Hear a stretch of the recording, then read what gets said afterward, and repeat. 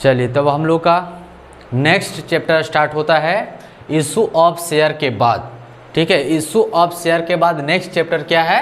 Forfeiture and re issue of share, यानी हिंदी में क्या होगा? अंशों का हरण एवं पुनः निर्गमन। ठीक है, जैसा कि बता रहे थे भी कि ये जो चैप्टर है वेरी वेरी इंपॉर्टेंट चैप्टर है। इस चैप्टर से आपका 10 से 15 नंबर का क्वेश्चन आएगा, एमसीक्यू से लेकर सब्जेक्टिव का क्वेश्चन आएगा और साथ में आपका थ्योरी भी लिखने को आएगा कि फॉरफीचर का मीनिंग क्या होता है, हरण का मतलब क्या होता है। ठीक है, जर्नल एंट्री भी साथ में आपसे पूछा जाएगा। ठीक है, तो ये चैप्टर हम लोग के लिए काफ़ी इंपॉर्टेंट बन जाता है। क्यों? क्योंकि 15 नंबर का टोटल अगर देखा जाए, एमसीक्यू को भी अगर मिलाइएगा तो टोटल कितना नंबर हो जाएगा विकी? 15 नंबर का टोटल आपसे क्वेश्चन पूछेगा इस चैप्टर से। ठीक है, तो इंपॉर्टेंट चैप्टर है। कंपनी में अगर देखा जाए तो इशू ऑफ शेयर और forfeiture and issue of share, ये काफ़ी इंपॉर्टेंट चैप्टर हो जाता है। ठीक है, चलिए तो देखिए ये इशू ऑफ शेयर चैप्टर से ही रिलेटेड है। इस चैप्टर में मुख्य रूप से क्या काम होगा, वर्क क्या होगा, तो बता सकते हैं कि इशू ऑफ शेयर में हम लोग क्या काम कर रहे थे। इशू ऑफ शेयर में किस प्रकार का अकाउंटिंग ट्रीटमेंट कर रहे थे। तो इशू ऑफ शेयर में क्या हो रहा था कि कंपनी के तरफ से शेयर इशूड किया जा रहा था और वहाँ पे कंपनी है पैसा रिसीव कर रही थी, ले रही थी, उसका हम लोग अकाउंटिंग करना सीखें, है ना। जिसका पैसा लेने का क्या हो गया था, 2 तरीका था, लमसम और इंस्टॉलमेंट मेथड था, वो हम लोग सीखे वहाँ पर अकाउंटिंग करना। इस चैप्टर में क्या होगा, तो यहाँ पर क्या होगा कि देखिए कंपनी तो शेयर इशूड की है पब्लिक को, और आप देखे होंगे कि कोई कोई शेयर होल्डर क्या है, पेमेंट नहीं कर पाता है, एरियर करता है। ऐसा हम लोग सीखे हैं ना, एरियर कोई शेयर होल्डर कर जाता है। तो अब यहाँ पर कंपनी क्या करेगी, जो जो शेयर होल्डर एरियर करेगा, यानी अगर कहीं पर फेल कर जाता है, पेमेंट अगर नहीं कर पाता है, तो उसका शेयर को क्या किया जाएगा, फॉरफिट कर लिया जाएगा, जब्त कर लिया जाएगा।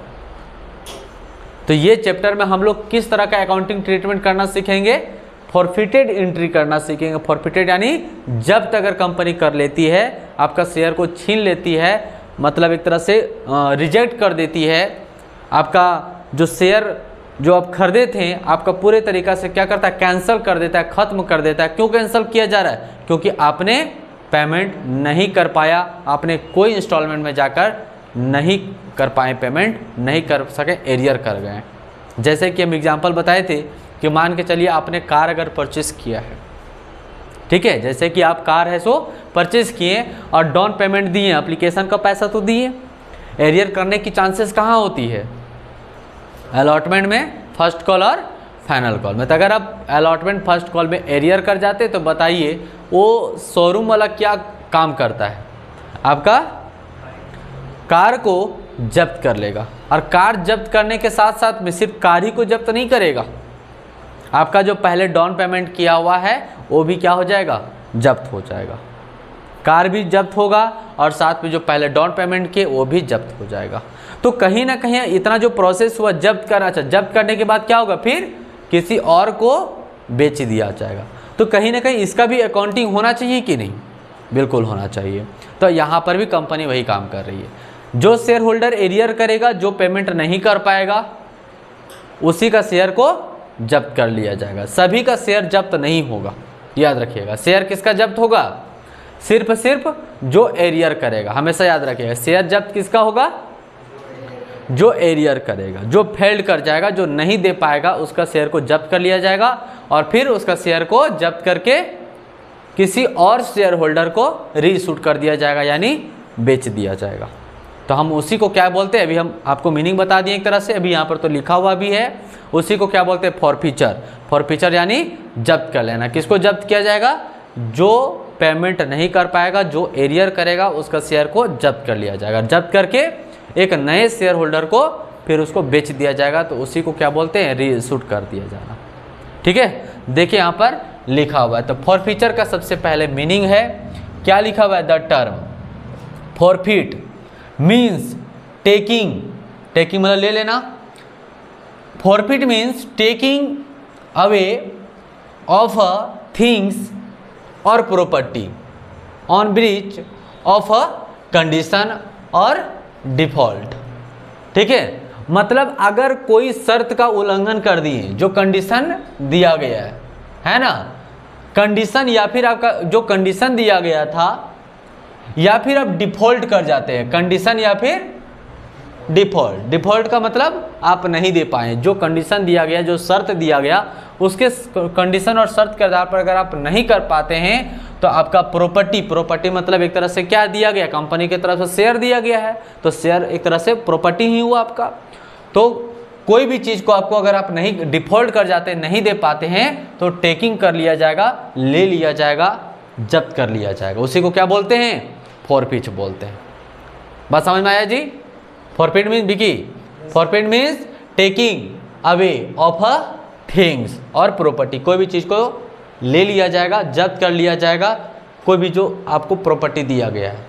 यहाँ पर प्रॉपर्टी के रूप में क्या है, शेयर्स जो आपका दिया गया। कंडीशन का क्यों आपसे लिया जाएगा, क्यों छीना जाएगा, कारण है ब्रीच ऑफ कंडीशन, यानी आप कोई शर्त को उल्लंघन कर दिए, नहीं दे पाए। जो शर्त क्या बोला गया था कि आप हमारा शेयर खरीद रहे हैं तो पूरा पैसा दीजिए, आप एप्लीकेशन का भी पैसा दीजिए, अलॉटमेंट का भी पैसा दीजिए, फर्स्ट कॉल का भी पैसा दीजिए और सेकेंड कॉल का भी पैसा दीजिए, यानी फाइनल कॉल का पैसा दे। लेकिन आपने क्या किया, वो कंडीशन को उल्लंघन किया, आपने सिर्फ एप्लीकेशन का पैसा दिया, सिर्फ आप अलॉटमेंट का पैसा दिए और फर्स्ट और सेकेंड कॉल का पैसा आप नहीं दिए, तो आप कंडीशन को डिफॉल्ट करेंगे, तो निश्चित तौर पर आपका शेयर को, प्रॉपर्टी को फॉरफिट कर लिया जाएगा, जब्त कर लिया जाएगा। ठीक है, आगे फिर क्या बोलता है, एक shareholder, a shareholder is liable to pay all the call made by the company within the stipulated time। मतलब एक कंपनी की तरफ से क्या है कि आपको एक जो टाइम दिया गया, जो निर्धारित टाइम दिया गया है, उसमें क्या करना है, आपको पेमेंट कर देना, ये आपका लायबिलिटीज होता है।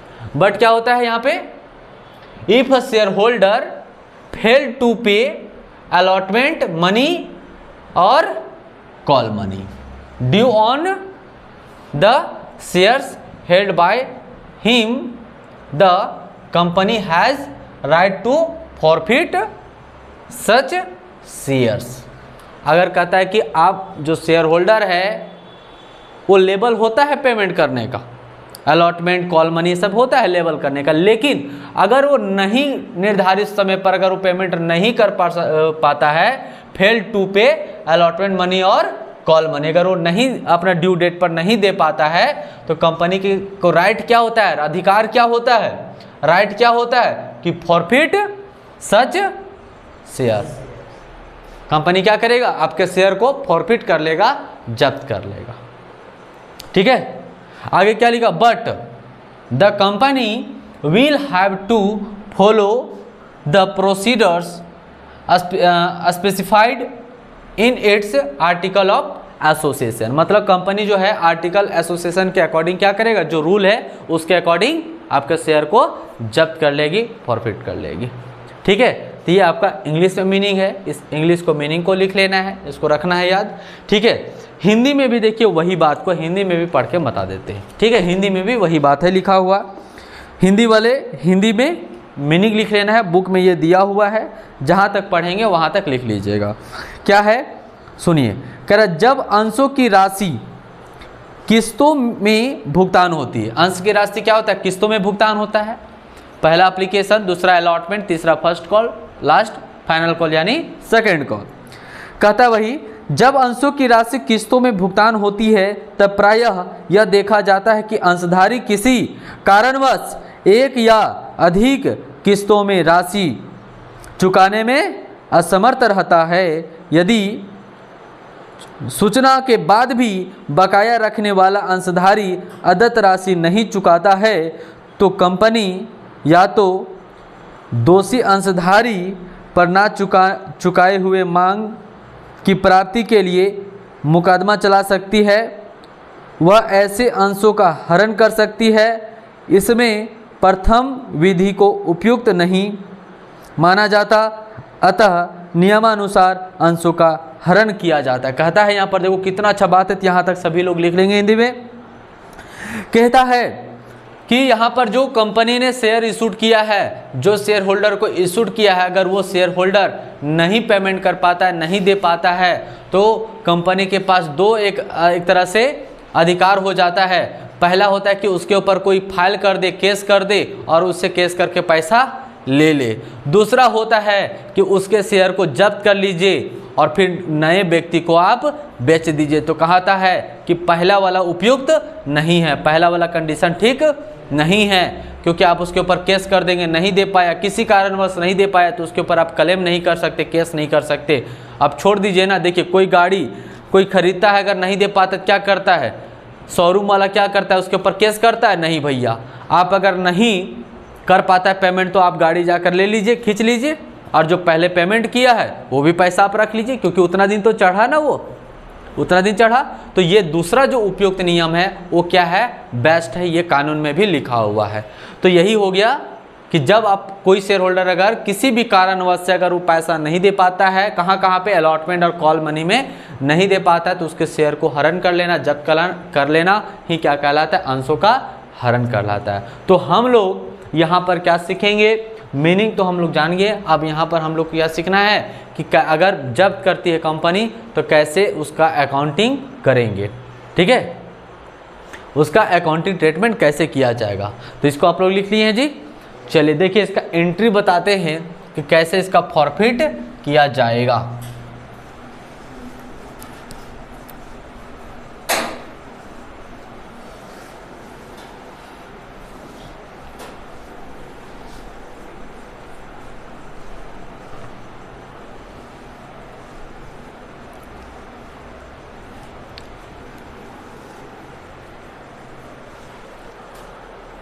तो देखिए यहाँ पर हम लोग को जो बनाना है,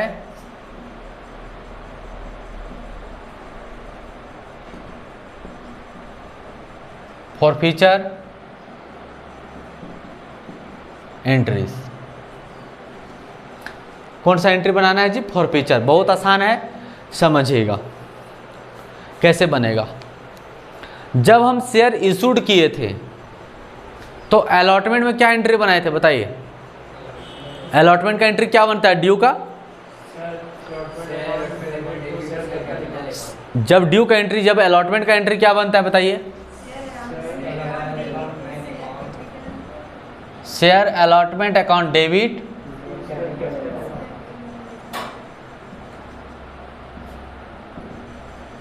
टू शेयर कैपिटल अकाउंट बनता है, ये ड्यू एंट्री बनता है। तो यहां पर एरियर कहां पे शेयर होल्डर कर सकता है? अलॉटमेंट में कर सकता है, फर्स्ट कॉल में कर सकता है, फाइनल कॉल में। तो जब उसको शेयर दिया गया था, तो एंट्री क्या बनाए थे? Share allotment account debit to share capital. यहां देखिए, जब उसको शेयर दिया गया था तो क्या एंट्री बनाए थे? Share allotment account debit to share capital. अब जब उससे शेयर छीना जा रहा है तो इसका एंट्री क्या हो जाएगा जी? उल्टा। क्या हो जाएगा? इसका एंट्री उल्टा हो जाएगा, ठीक है। तो बस आसान हो गया ना एंट्री। देखिए क्या एंट्री बन जाएगा?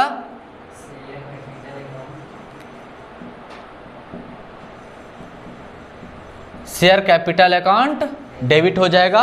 और कहां पर एरियर कर सकता है वो नीचे लिख देंगे उल्टा, शेयर अलॉटमेंट अकाउंट डेबिट। और फिर अगर फर्स्ट कॉल में भी एरियर करेगा तो वही होगा उल्टा जी, शेयर कैपिटल डेबिट हो जाएगा और उसका शेयर फर्स्ट कॉल यहां पर हो जाएगा। क्या हो जाएगा? शेयर फर्स्ट कॉल अकाउंट हो जाएगा। सेकंड कॉल का भी यही हो जाएगा, share capital account debit to share. तो बार बार शेयर कैपिटल नहीं लिखेंगे, एक ही को शेयर कैपिटल फिक्स हो गया। और जहां पर एरियर करेगा वहां का नाम लिख लेना है। तो कहां पर एरियर कर सकता है? अलॉटमेंट में कर सकता है, फर्स्ट कॉल में कर सकता है और शेयर फाइनल कॉल में कर सकता है। बस समझे? और लास्ट में लिख देना है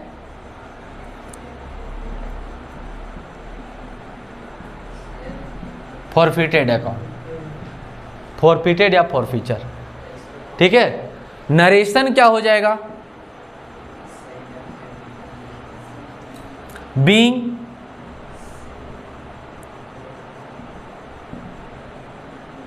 forfeiture of जो भी रहेगा 500 200 share, being forfeiture of 500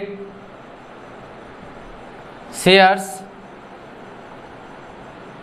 for none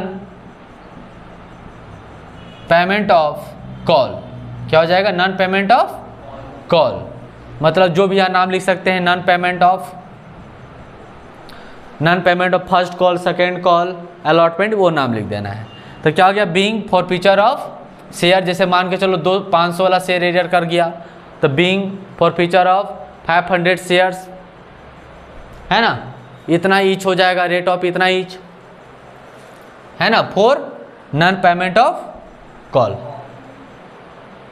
ठीक है, तो देखिए डेबिट अमाउंट यहां पर हो जाएगा जी, और यहां पर एरियर वाला लिखाएगा। यहां पर क्या लिखाएगा? हमेशा कॉल में कितना, अलॉटमेंट में कितना एरियर किया वो लिखेंगे, फर्स्ट कॉल में कितना एरियर किया वो लिखेंगे, सेकेंड कॉल में कितना एरियर किया वो कर लिखेंगे, और लास्ट में फॉरफीचर अमाउंट हो जाएगा। फॉरफीचर अमाउंट कौन ला होगा पता है? जो पहले पैसा वो दिया था, जो पहले पैसा वो दिया था। अच्छा, यहाँ पर क्या होगा? सो देखिए यहाँ पर रूल में क्या है, इनटू क्या करेंगे? Share capital. यहाँ पर होगा, हमेशा इसको याद रख लेना है कि फॉरफीच किसको करेंगे, इनटू कितना से करेंगे, क्या चीज से। तो यहाँ पर लिखना है फॉरफीचर शेयर। क्या लिखना है जी? फॉरफीचर शेयर, मतलब कितना से इनटू करेंगे? Forfeiture share. मान के चलो देखो, हमारे कंपनी में बहुत शेयर होल्डर होंगे ना, जैसे 10,000 कंपनी शेयर इशूड किया है, तो 10,000 में 10,000 लोग सब्सक्राइब किया है, उसमें से सिर्फ राम जो एरियर कर रहा है, जो कि 500 का शेयर होल्डर है, तो बताइए फॉरफीच किसको करेंगे? 10,000 लोगों के, या सिर्फ राम का 500 का? राम का, तो उसका क्या हो गया? Forfeiture share. तो उसी का यहाँ पर इंटू करना, ये नहीं कि सभी 10,000 का लिख देना है। बात समझ में आया? यहाँ पर क्या लिख रहे हैं? फॉरफीचर शेयर, और इनटू क्या करेंगे? कॉल्ड अप अमाउंट से। कॉल्ड अप यानी इसको मांगा कहां तक गया है, पैसा कहां तक मांगा गया है, फर्स्ट यानी मांगा कहां तक है, इसका मतलब क्या हुआ? पहले देखो यहां लिखते हैं, called up amount, called up amount कितना रुपया से इनटू करेंगे। तो देखिए उसको पैसा कहां तक मांगा गया है, एरियर जहां तक करेगा वहीं तक ना पैसा मांगा जाएगा। जैसे वो एरियर कहां तक करता है जी? सिर्फ फर्स्ट कॉल तक एरियर किया, तो उसका कॉल्ड अप अमाउंट कहां तक होगा? फर्स्ट कॉल तक होगा।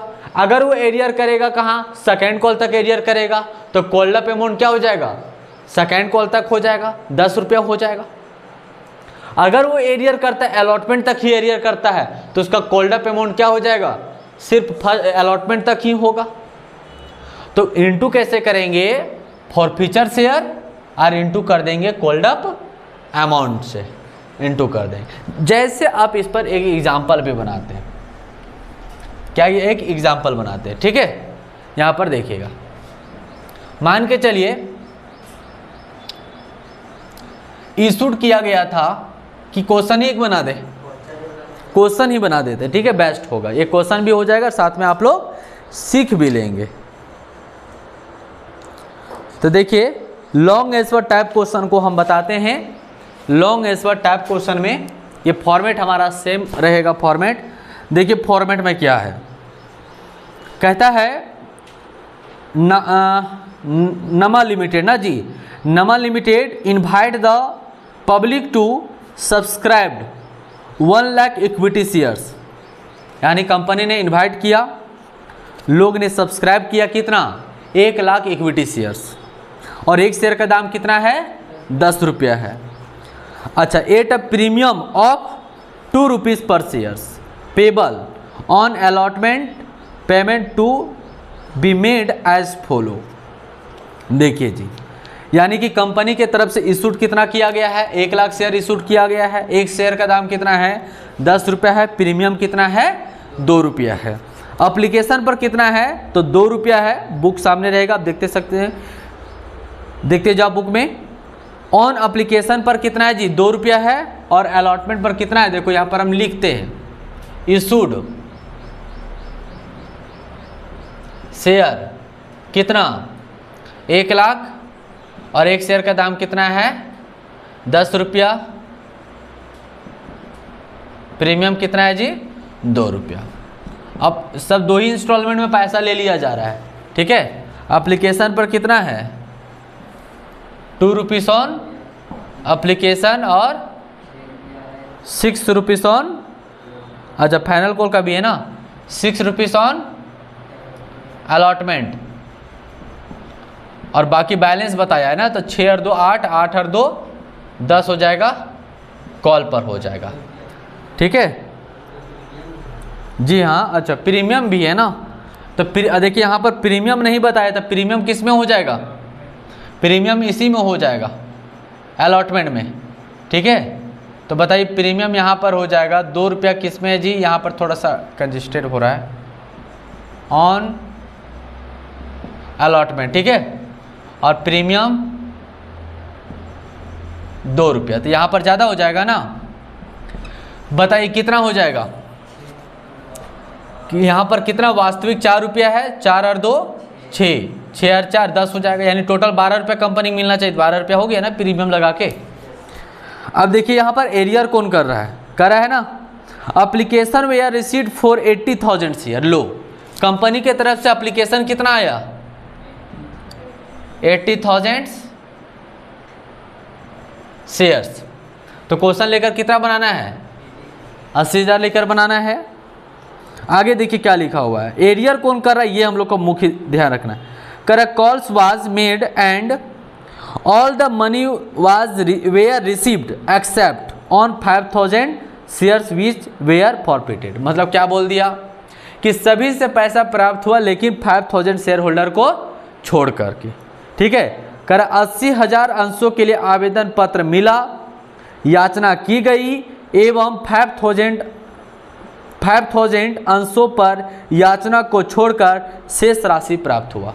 तो मतलब 5,000 शेयर होल्डर को छोड़ के, तो 5,000 शेयर होल्डर क्या कर रहा है जी एरियर कर रहा है, और कहाँ पे कॉल में, कहाँ पर कर रहा है कॉल में, तो यहाँ पर एरियर कौन कर रहा है 5,000 शेयर होल्डर शेयर एरियर कर रहा है।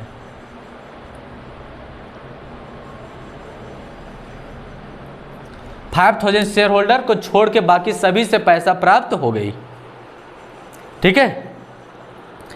और इसका शेयर को भी क्या कर लिया गया जब्त कर लिया गया। देखिए वहां पर करा application we are received for 80,000 shares, call was made and all the money were received except on 5,000 share छोड़कर, मतलब ऑन 5,000 मतलब सभी से पैसा प्राप्त हुआ लेकिन 5,000 शेयर होल्डर को छोड़ करके।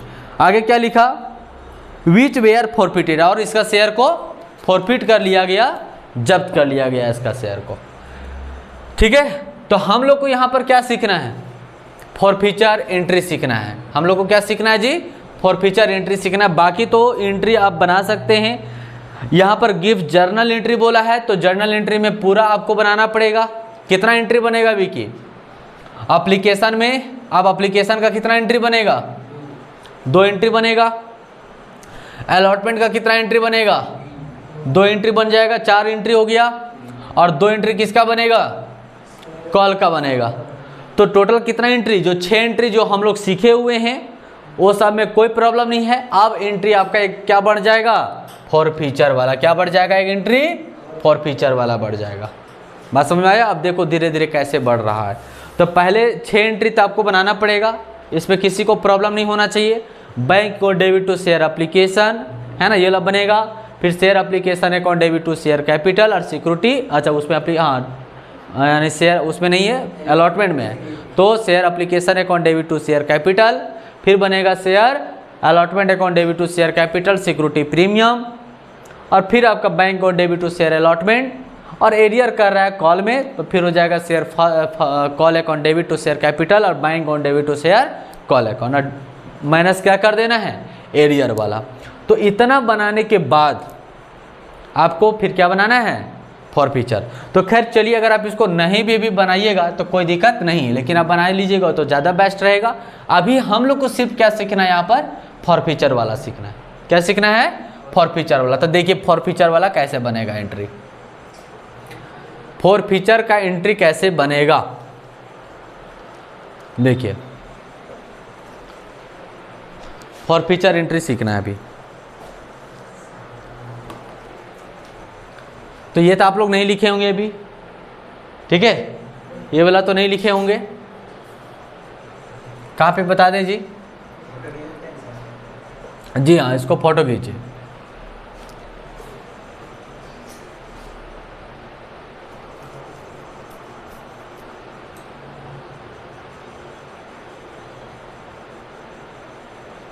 हो गया?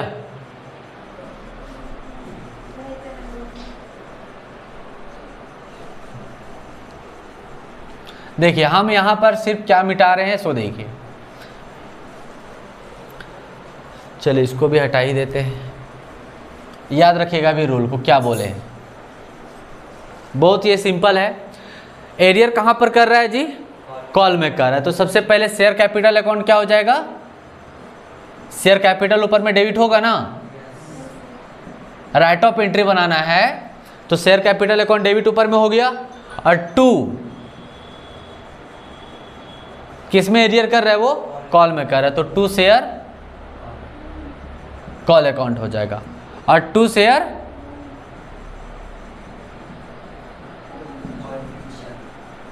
फॉरफीचर अकाउंट हो जाएगा। ठीक है, नरेशन क्या हो जाएगा? बीइंग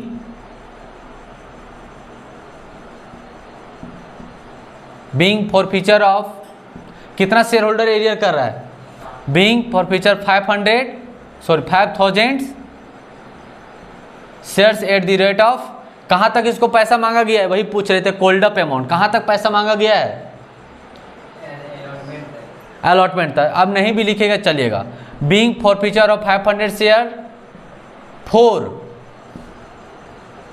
नन पेमेंट ऑफ, कहां पे? तो कॉल्स में। ये हो गया नरेशन। अब यहां पर कैसे लिखना है सो देखिए। शेयर कैपिटल, शेयर कैपिटल में क्या बोलते हैं? Forfeiture share. तो बताइए यहां पर इशूड किया गया 80,000, एप्लीकेशन कितना है? 80,000। तो सभी को फॉरफीच नहीं करना है, जब्त किसका किया जाएगा? जो एरियर करेगा, जो पेमेंट नहीं करेगा। तो पेमेंट कौन नहीं कर रहा है? एरियर कौन कर रहा है? सिर्फ 5000 शेयर। तो इसका शेयर को जब्त किया जाएगा। तो यहां पर क्या लिखेंगे? फॉरफीचर शेयर यानी 5000 और इनटू कितना करना है? इनटू के रुपये करना है, तो कॉल्ड अप अमाउंट, यानी इसको पैसा कहां तक फाइनल मांगा गया है? फाइनल कहां तक मांगा गया है? कॉल तक मांगा गया। तो कॉल तक के रुपया हो रहा है? कितना हो रहा है? 12 रुपया हो रहा है। तो आपको याद रखना है प्रीमियम को छोड़ के, प्रीमियम को छोड़कर। क्यों? क्योंकि देखिए अलॉटमेंट में प्रीमियम है ना शामिल, तो अलॉटमेंट में एरियर नहीं कर रहा है, तो प्रीमियम को छोड़ करके, हमेशा प्रीमियम को छोड़ के करिएगा। ठीक है, प्रीमियम का होता है लेकिन उसका यहाँ पर अलग से होगा। ठीक है, प्रीमियम का जैसे अलग कैसे ट्रीटमेंट करते हैं वैसे उसका अलग किया जाएगा। तो यहाँ पर शेयर कैपिटल में प्रीमियम कभी भी नहीं होगा। ठीक है, तो हमेशा क्या लिखना है? कॉल्ड अप अमाउंट, यानी कॉल्ड अप कहाँ तक पैसा मांगा गया है? तो फाइनल कॉल तक, और फाइनल कॉल तक के रुपया हो रहा है? तो यहाँ याद रखिएगा, देखिए 4 रुपया वास्तविक है और 2 रुपया प्रीमियम है। तो रियल पैसा कितना? 10 रुपया। रियल पैसा कितना? 10 रुपया। ये आपका हो जाएगा। ठीक है जी। अब बताइए कॉल में कितना एरियर किया होगा? जब आप माइनस किए होंगे, एंट्री बनाए होंगे, तो 5000 इंटू 4 रुपीज, ये ना किए होंगे। 5 चौक 20,000। यहाँ पर कितना हो जाएगा? 50,000 हो जाएगा जी। शेयर कैपिटल में 50,000 हो जाएगा। और कॉल में कितना एरियर किए होंगे? 5 चौक 20, यानी 20,000 रुपया हो जाएगा। अब सोचने वाला ही बात है, लॉजिक वाला बात है। सो देखिए बाकी बैलेंस क्या हो जाएगा जी? फॉरफीचर हो जाएगा। बैलेंसिंग फिगर क्या हो जाएगा? फॉरफीचर। बताइए 50 में 20 माइनस कर देंगे, कितना आ जाएगा? यही आपका आंसर हो जाएगा। फॉरफीच अमाउंट हो गया। कितना सिंपल है ना? सिंपल। सोचने वाला भी बात है कि कोई व्यक्ति 5,000 का शेयर होल्डर बना तो कौन ला खाली पैसा नहीं दिया जी? खाली 4 रुपये नहीं दिया, बाकी तो पैसा दिया था ना एप्लीकेशन और अलॉटमेंट का। तो वो वाला पैसा क्या हो गया? 4 और 2 6 रुपया। प्रीमियम का जब्त हुआ तो उसका एक अलग जगह पर वो पैसा कंपनी को चला गया है। ठीक है, तो कितना पैसा वो पेमेंट एक्स्ट्रा किया था? वो एप्लीकेशन और अलॉटमेंट का। देखिए यहाँ पर टोटल अमाउंट से पहले इंटू कर लिए, टोटल अमाउंट से टोटल अमाउंट से इंटू कर लिए तो यहाँ पर टोटल हो गया, और एरियर किया कितना 20,000, तो बाकी टोटल इतना मांगा गया था, इतना में से इतना एरियर कर गया था, बाकी पैसा इतना दिया था, वही पैसा क्या हो गया फॉरफिट हो गया।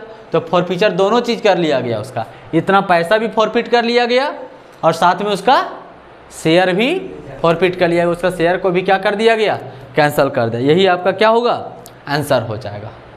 बात समझे। और एक चीज़ आप लोग को हम यहाँ पर और पूछते हैं, बताइए, तो क्वेश्चन नंबर खैर 1 हो गया जी। अगर ये एरियर करता कहाँ कहाँ पे जी,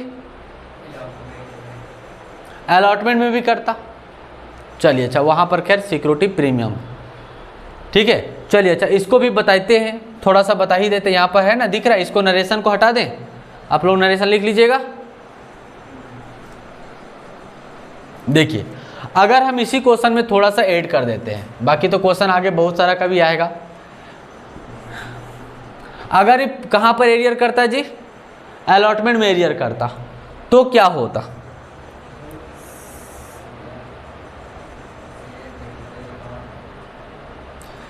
शेयर कैपिटल अकाउंट डेबिट, क्या होता शेयर कैपिटल अकाउंट डेबिट हो जाता, ठीक है।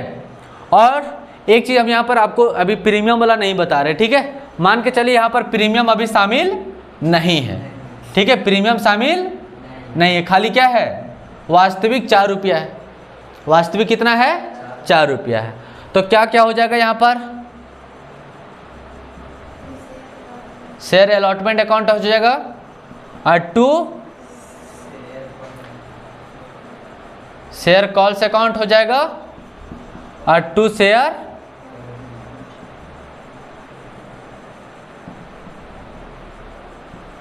फॉरफीचर अकाउंट हो जाएगा, होगा। यहां पर क्या लिखते हैं जी फॉरफीचर शेयर, तो बताइए फॉरफीच किसको किया जा रहा है 5000 शेयर को, और कॉल्ड अप अमाउंट पैसा कहाँ तक मांगा गया है टोटल फाइनल कॉल तक, तो फाइनल कॉल तक क्या रुपया होता है 10 रुपया होता है, तो 10 रुपया हो जाएगा, कितना हो जाएगा यहाँ पर 50,000 हो जाएगा। अब एरियर कितना किया होगा, एरियर तो देखिए 5000 इंटू अलॉटमेंट का क्या रुपया नहीं दिया था 4 रुपये नहीं दिया होगा, माइनस किए होंगे ना वहाँ पर 5 चौक 20,000 माइनस किए होंगे जी, और कॉल में भी नहीं दिया, तो कितना कॉल का क्या रुपया है 4 रुपया है, तो 5 चौक 20,000 रुपये यहाँ पर भी वो नहीं दिया, तो टोटल दिया कितना 50,000 में 40,000 माइनस कर देंगे तो यही तो पैसा दिया था एप्लीकेशन ने ना, खाली पैसा 2 रुपया दिया था, तो 2 इंटू 5,000, 5 दूना 10,000, वही ना पैसा खाली दिया था। ऐसे भी कर सकते हैं इंटू करके भी, और ऐसे आपको इंटू नहीं करना, डायरेक्ट क्या करना एरियर वाला लिख देना है और ये टोटल में से माइनस कर देंगे, क्या जाएगा जो बैलेंस यहाँ बचेगा वही आपका फॉरफीचर अमाउंट, समझे बेबी। नरेशन तो आप जान ही रहे हैं, बीइंग क्या लिखेंगे, बीइंग फॉरफीचर कितना 5000 share for non payment of कहाँ कहाँ पे अलॉटमेंट और कॉल, लिख दें। देखिए बीइंग फॉरफीचर ऑफ कितना 5000 shares for non payment of कहाँ कहाँ पे allotment and call, allotment and call, आप डायरेक्ट कॉल भी लिख सकते हैं चलेगा, या फिर अलॉटमेंट एंड कॉल, ठीक है, ये आपका फाइनल हो गया, ठीक है। चलो बाकी फिर आगे क्वेश्चन बताएंगे नेक्स्ट क्लास में।